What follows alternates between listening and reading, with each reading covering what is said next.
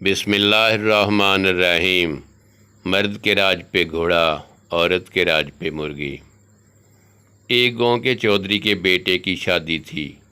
چودھری صاحب نے ایک انوکھا فیصلہ کیا کہ پورے گاؤں کو اس شادی کی خوشی میں شامل کیا جائے۔ اس کے لیے انہوں نے اعلان کروا دیا کہ بیٹے کی شادی کی خوشی میں پنڈ کے ہر گھر کو ایک جانور تحفے میں دیا جائے گا۔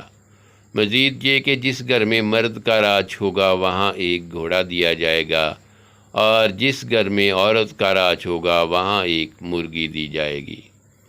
چودھری صاحب نے اپنے کار خاص گامے کو جانوروں کی ترسیل کا کام سونپ دیا۔ پہلے ہی گھر میں گاما دونوں میاں بیوی کو سامنے بٹھا کر پوچھتا ہے کہ گھر کے فیصلے کون کرتا ہے؟ مرد بولا، میں۔ گامے نے جواب دیا کہ جناب، سارے گھوڑے کسی نہ کسی کے ہو گئے ہیں، اب صرف 3 باقی ہیں، ایک کالا، ایک سرخ اور ایک چینا۔ جو تمہیں پسند ہے وہ بتا دو۔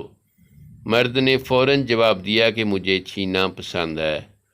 پاس ہی بیٹھی بیوی نے برا سا منہ بناتے ہوئے اپنے خامد کو ٹوکا اور اونچی آواز میں بولی، نہیں نہیں، ہم کالا لیں گے، میں نے دیکھا ہوا ہے، اس کے ماتھے پہ سفید پھلی ہے اور وہ بڑا سونا ہے۔